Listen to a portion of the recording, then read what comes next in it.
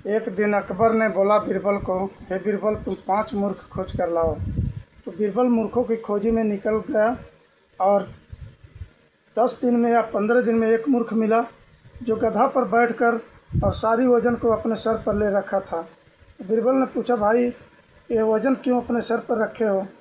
तो आदमी ने बोला कि देखिए हमारा गधा कमज़ोर है, इसलिए मैं सारी वजन को अपने सर पर रखा हूँ कि गधे पर बोझ थोड़ा हल्का हो जाएगा।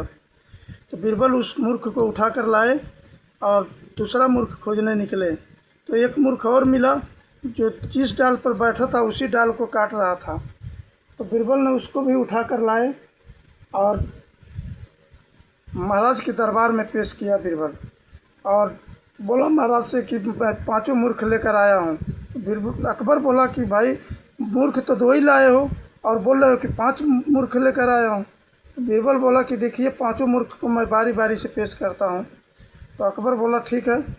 तो पहला मूर्ख गधे वाला को पेश किया बीरबल ने और बोला कि देखिए ये आदमी जो है कि गधा पर बैठकर और सारी वजन अपने सर पर रखा था। मैंने पूछा, भाई क्यों अपने सर पर रखे हो? तो इसने बोला कि हमारा गधा कमज़ोर है, इसलिए अपने सर पर रखा हूँ कि गधा पर वज़न कुछ हल्का हो जाएगा। तो अकबर बोले दूसरा मूर्ख? तो दूसरा मूर्ख यह है कि जिस डाल पर बैठा था उसी डाल को काट रहा था। तो अकबर बोले तीसरा मूर्ख?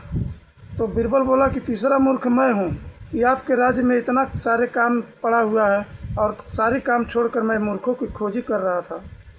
तो अकबर बोले चौथा मूर्ख? तो बीरबल बोला चौथा मूर्ख आप हैं जो इतना इम्पोर्टेंट काम छोड़कर मूर्खों की खोजी करवा रहे थे। तो अकबर बोला कि 5वां मूर्ख? तो बीरबल बोला 5वां मूर्ख वो लोग हैं जो इम्पोर्टेंट काम छोड़कर दिन रात मोबाइल में लगे रहते हैं।